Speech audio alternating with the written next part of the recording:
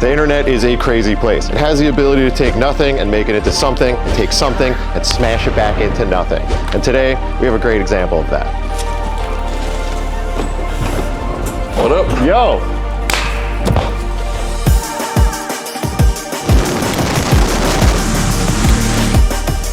This is the first RWB in the United States. Its owner just happens to be one of my closest friends and the founder of what was the most influential and innovative brand in automotive media, Scotto.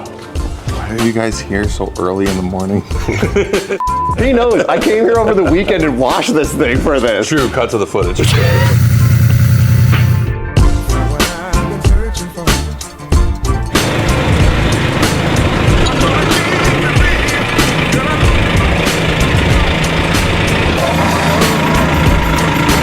At the end of this, I'm gonna have a butt. And I gotta plug my man for his new venture because he taught me everything I know about content. So without him, I wouldn't be here. But he's finally back in automotive and he's starting his own thing. So you gotta go follow him. You got what, podcast? I got a podcast and some content coming to YouTube, obviously my Instagram. Yeah, I don't know. I got like, you know me, I got 2 or 3 podcasts coming out, like 4 or 5 different show Welcome him ideas. back onto the internet. Because I like talking about stuff, so let's talk about my car. That's the whole reason we're here, because otherwise we could talk about a lot of other things. But he took a break from the internet, but he's back. It's a nice break. I went farming. It was a good time.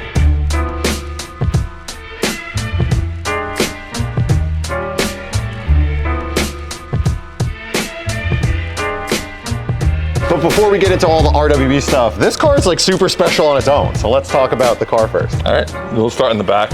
Most important place of the car. This is a factory turbo. Super rare on its own. I don't think many RWBs are factory 964 turbos, and especially nowadays with the values of these cars, no one's buying a turbo and then cutting it up. Well, and also this is a 965, and without getting into a ton of history, when they first came out with the 964, they hadn't developed a turbo yet. They were developing a 3.6. So this is a 3.3 turbo, so it's basically like a 930 inside of a 964 body. But when that went to market, there was a bit of an issue because it didn't make as much power. And see, I said I wasn't going to run long. Well, this is crazy actually. I always thought this was a 3.6 turbo. No, I didn't know it was a 3.3. So it's a 3.3. Oh. So this is a 3.3 because that's what makes it a 965. But what's sick is it's a 3.3 single turbo, not a twin turbo like the newer 911. So it just has one turbo off to the side and it came from the factory, like the Audis, with an external wastegate. This particular car got the dealer option and IL kit, which basically was like bigger intercooler, bigger turbo, different wastegate springs, things like that. Which is so ridiculous that like the intercooler just is the engine bay. That's all there is. It's also ridiculous that like that is like the factory color they chose for it. They're like, oh, yeah, is it really? Taxi cab yellow is definitely it. I think they tried to match the oil cap, which matches the New York plate, so it all kind of goes together. It works. This thing was sitting at about like, I don't know, maybe 330, 350 horse. I went to BBI because it had a small manifold leak, and then Tim tore the whole engine apart and then rebuilt it all. And now it's all forged internals,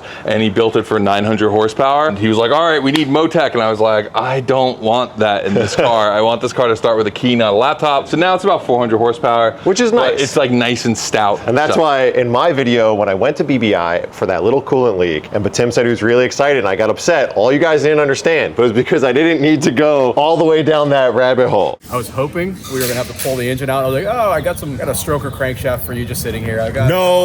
But then in addition to that, it's got KW coilovers all around. It would be easy for those to just be off the shelf. They're absolutely not. Because the car is so low, they're shortened bodies front and rear. But one of the things that people don't realize, one of the reasons that the RWBs look so good is that the fenders are radiused, which means that the regular fender line would be like here. So my car would look super slammed how low it rides, but they moved it up just like you would in a touring car. So mine moved up 2 inches when we built my car. Even though it's really low, it doesn't look like you're like tucking too hard. Yeah. The other thing that I think a lot of people overlook, and Scotto didn't even mention. Oh yeah, I forgot. So because I'm 6'8" and I don't fit in a regular 911, not only did we have to build these crazy racks to move the seat back, you can see how much it moves it back like 4 inches and lowers it like another 2 inches deeper than stock, but we also cut the roof off of another car, like literally a perfectly good car. This is what 2010 was all about. No one cared. Went to junkyard and cut the roof here and here.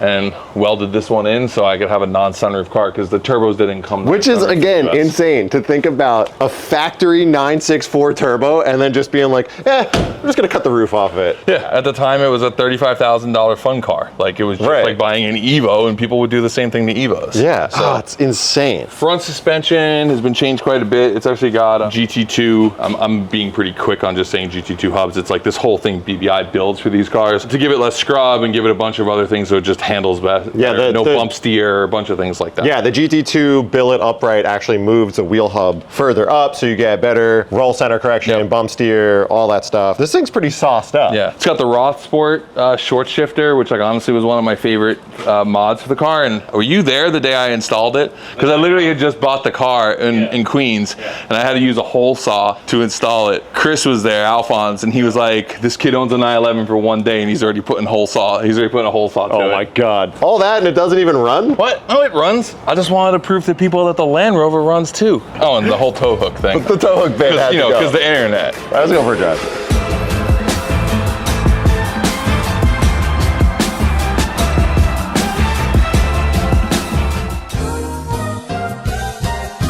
All right, guys, so we're gonna have to take a quick break to give a thanks to our sponsor. So you know what time it is? It's ad time with Chan. Today's sponsor is a sponsor that wants me to promote them by promoting me. How sick is that? And it's Shopify. Shopify is a commerce platform that allows you to start, grow, and run your business. They're empowering the next generation of entrepreneurs, like me, like us. And boy, do I need it.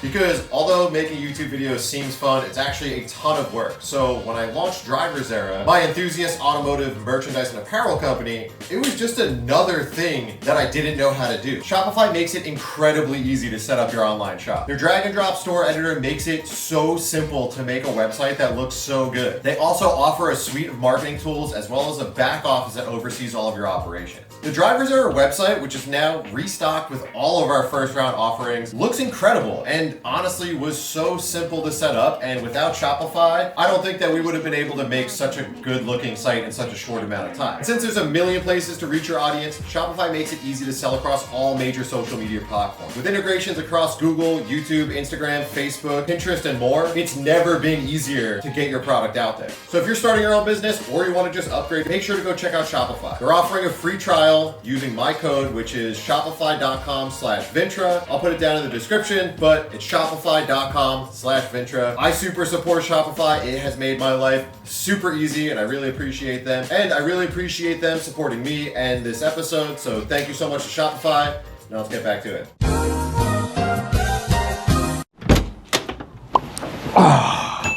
It's spacious in here. Not bad. Man, this thing starts right up. This is probably the most reliable car I have, knock on wood.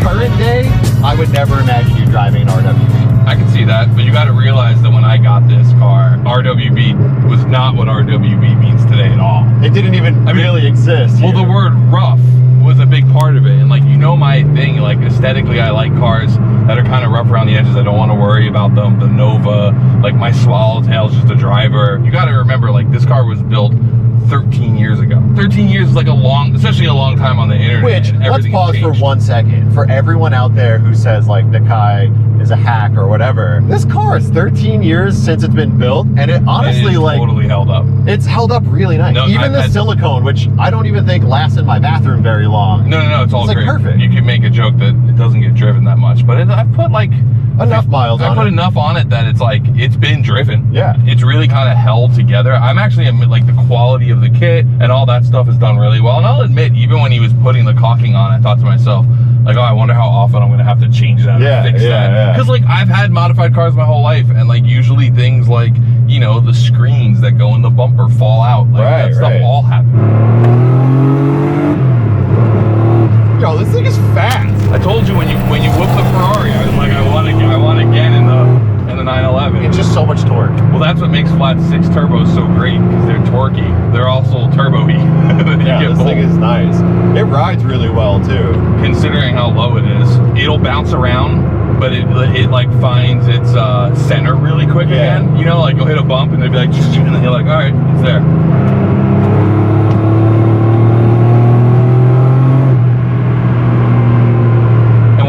this car, it wasn't a big money car. Yeah. It was like a really good bang for the buck car. 35,000 bucks. Like, it was just a good driver's car. And the RWB stuff was also not supposed to be like big money stuff. It was like track day stuff. Yeah. That just looked really cool. And realized that when I built this, it was such a different era of what RWB meant. I mean, first of all, it didn't really mean much to many people because not that many people knew what it was yet. Right. We rewind all the way back around 2007, 2008 when we were starting 0 to 60. There was this blog called Auto Otaku. It was a blog about Japanese car culture ran by Mike Griffin, who was an American living there. So it was like one of the few places, and this was like pre-Instagram, pre-everything, where like things weren't really, we weren't getting information that fast. Like you were still getting a lot of information from magazines. Yeah, right? The first time I saw RWB was actually from your magazine, 0 to 60, and our friend Alex actually went there and shot it with Tony Harmer, and you only saw it in a magazine.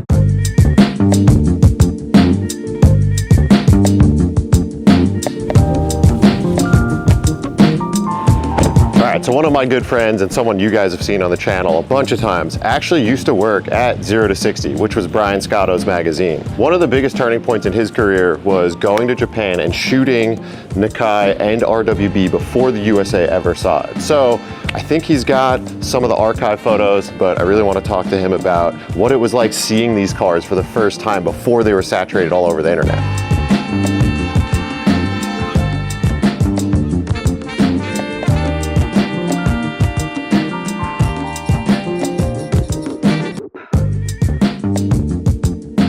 Back in the day, they didn't even make the cover. They did put the best car in the world on the cover, but the RWB article didn't even make like a small section of the cover. It was so undiscovered and they weren't even sure that it would be loved. There's a blue Bentley up there instead. I wanted to talk to you about like what it was like going to this trip and seeing these cars pre-internet. Complete insanity. Probably like the highlight of my entire career, even to this day. Print was a sketchy time. We all knew print was kind of dying and there were risks you needed to take and budgets weren't what they used to be. And like, I never even got to experience big magazine budgets because of when I graduated college and started working for magazines. It was always hard because I wanted to shoot and I wanted to write, and Scotto and Matt and everyone at 0 to 60 and an editorial was like, you need to choose. You can't do both, which I hated being told that. So I'm like, I want to do both. Fast forward, we had an opportunity, and Toshi, who helped represent Nikkei-san and RWB in the US, had reached out and said, hey, you guys should come to Japan and come check out these cars. Of course, we had no budget to send 2 people. And I guess Tony Harmer had told them, like, guys, Alex can do both. And I had no idea if it was gonna even happen. And I wake up at 6:30 a.m. to a call from Matt, and he's like, you're on a 2:30 flight to Tokyo. What kind of camera equipment do you need us to rent for you? And I was like, I don't know. I'm like barely a photographer right now. I don't even know what I needed. I had not been traveling like that ever. I'd never been further from home. And when I walked outside at Tokyo Narita Airport, I was like, holy, I'm so fucking far from home. Like, this is insane.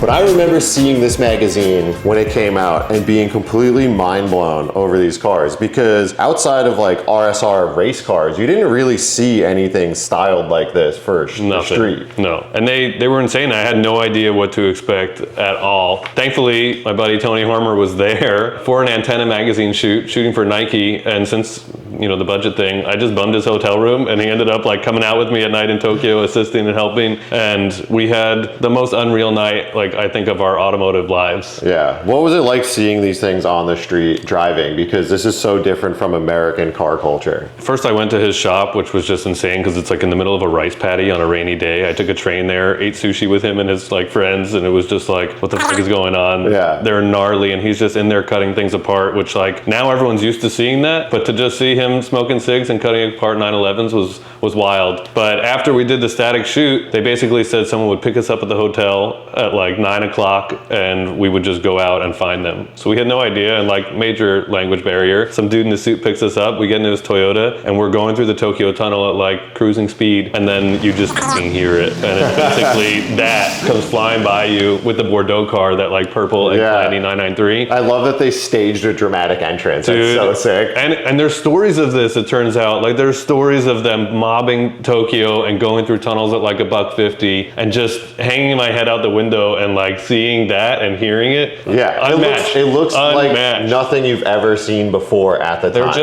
They're just f***ing crazy, man. I just can't think of anything that's happened that's more exciting than that night. And also, it was like, I was pretty green. Like, I had been out of college for like a few months. I had done film photography, but like shooting cars was a dream, but I didn't know it was gonna happen. And I'm literally hanging my head out the window hoping everything's in focus and I'm doing it correctly. And like, it's just like sensory overload. But to see them on the streets that wide, just the style, because it's not just a body kit. Like, people do kits here. Right. But the fact that everything had a name and everything had a purpose, he was just like bleeding his like inspiration into all these cars was the coolest thing. Right. It was about motorsport and racing at the time. That's all it was about. Yeah, they were track cars. It wasn't motorsport inspired. They built the cars to go to the track, which I think was really cool. But much like your own car up until like a couple months ago, was very like club sport grade. So it was like track car that you drive on the street. Yeah, I mean, they would mob, but for sure they were all on slicks, full cages, turbos hanging off the back, no cats, no nothing. They were gnarly. It was just the craziest thing to see. Because seeing a car that literally is a race car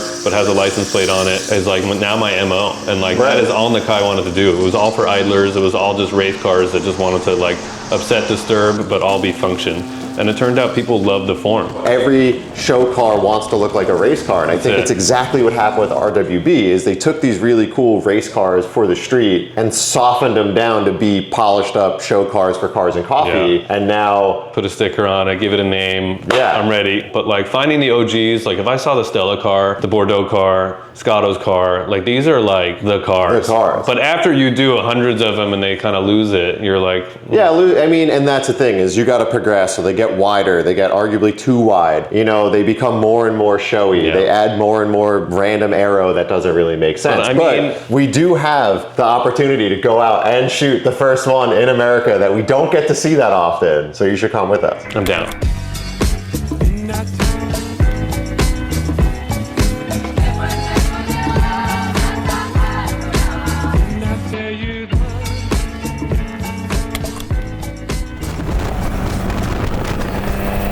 You know what I think is really funny? You put this in that magazine and you didn't even give it a cover spot. I mean, because at the time it was something worth covering, but definitely not worth a cover because no one really knew what it was yet, right? Like, it wasn't something that was gonna sell a cover because it was still this like really small underground niche thing that was happening in Japan, not something that was like gonna sell magazines in the US. Yeah. Super wide bodies weren't a thing yet. No. Like, you weren't seeing that on cars, but also there was like a real you nature to the way the cars are being modded, and even like the names on the side, like putting Stella Artois, or like I think one of the cars was like Black Mambo, or like just these like crazy.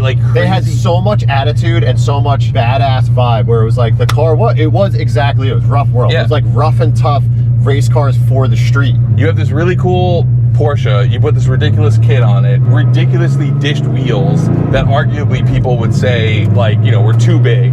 But they were Workmeisters, so it's like you had this German car with some JDM influence, and then it had these sick JDM massive deep dish full one color Workmeisters, like no polished lip, like it was all very performance oriented. And it was so different than what we were seeing from Roof, Gambala, everyone else who was tuning Porsches. It looked so different.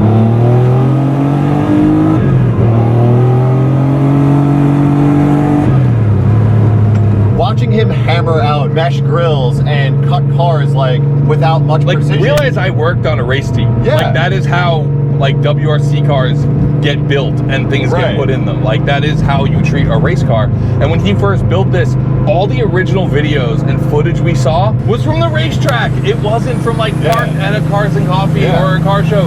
That was never what Nakai intended Rawell to be. I mean, if anything, this was one of the earlier like street cars, because when we built this car, you know, he was like, oh, race car? And I'm like, no, this was a different time in my life. I only had 2 cars at the time. And I was like, this can't be a race car. This has to be something I can also street drive. So like, we didn't put the super deep side skirts on it. We didn't put the super low front lip because it was something I planned on driving on the road. You look back now and it's like people are judging what Rawell was originally by like a Singer standard or like or even like a Liberty Walk standard or something else. That was never what was intended. Like all the original cars in Japan were race cars. The only place you saw them was either on the racetrack or like cruising Tokyo at midnight. Like that was like the vibe of the entire thing. The whole thing was that they were kind of rough. I mean, the big joke when I built this car, I think Ken said to me like, what if Nakai decides he just wants to like cut a hole in your door? Is that okay? Because like it was kind of what you didn't know what he was gonna do. Well, the roughness was the punk rock element, right? Like Raw Welt was like a punk rock tuner for 911s, and at the time 911s were forgotten and they were like part of this older elite like guy, like not even car guy thing. It was like, oh, I own a 911. Which is funny because earlier you said like this is pre-Magnus Walker. Magnus Walker's reputation is being the punk rock guy. Both of them sort of built a personality on taking something that was like revered, right? I mean, 911s were sort of this like, oh, it's the true sports car, and then like being kind of disrespectful with them. But like the disrespect was part of the aesthetic. You know, Magnus could drive around in a car with different colored doors and stuff, and people aren't going to be like, oh, like this guy didn't build a perfect car. But Magnus never took on client cars. Magnus never went out and said, you know what, I'm gonna do this for other people, and then let it morph into something else. I think Nakai was like happy to bring what he probably never even envisioned becoming this crazy phenomenon to life, and then it sort of changes. Now he's building show cars for guys who want to put air ride on them and want to, you know. But here's the thing I will say about Nakai. I don't know if Nakai is building show cars. I think other people are building show cars. He's just assembling them. He's just assembling them. Here's a hot take. Nakai has made the first album for the past 15 years. This motherfucker has made like the first album over and over and over again. He still does the same thing. Someone the other day was making fun on the internet of the caulking, and I was like, yo, we've been talking about this for 15 years. Like, why are we still talking about this? And if anything, you have to respect that like he hasn't changed that. Like, dude still makes the same thing that he's always made, but other people have done different things with it, right? Like the car that started all the beef with the tow hook. That dude has his car on air, and he wanted a tow hook, but the air tank is in the way, so he couldn't put the tow hook in. So he just needed it. So they were like, all right, he's like, can you just glue it on for the photos? And the guy agreed, and then like got completely clowned for it.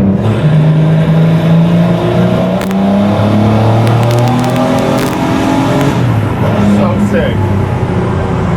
I like that you let it roll into boost, because this is... Yeah, you have to let it roll into boost for audio. This is from an era where turbo lag was still a thing, you know? And I know it has a bigger turbo, but it really has that like, that sluggish bottom end and then kind of just ramps into boost all of a sudden, which is so sick. Man, this is a really fun car to be in.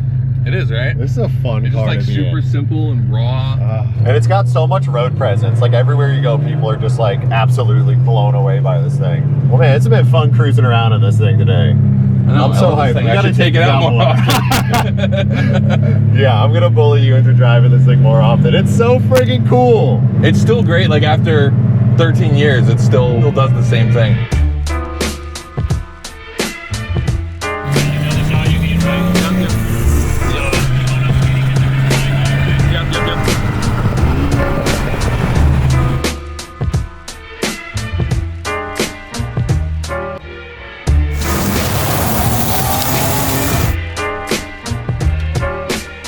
That's a wrap for this episode. Let us know down in the comments. Do you think RWB jumped the shark? Are you still into it? Or should we just harass Brian and drive his more? But thanks to everyone who subscribed. If you're not, hit that subscribe button. But for now, that plane's gonna blow out our audio, so we're out. Wait, I still got things to talk about. So anyway, have you guys been wondering about having a real All right, so I have like 3 or 4 or 5, maybe like 9 podcast ideas. I have like this short film I want to do about like all the cars I have that don't run. Then I obviously have builds. I have the other cars I'm gonna finish building, and then I've got what else? I mean, I have 27 cars I got to finish, so there's that. I was thinking about doing like a silent film as well. Oh, I'm gonna write a book. There's a book. I'm gonna write a book. I'm gonna do a couple magazines. I wish this was a joke.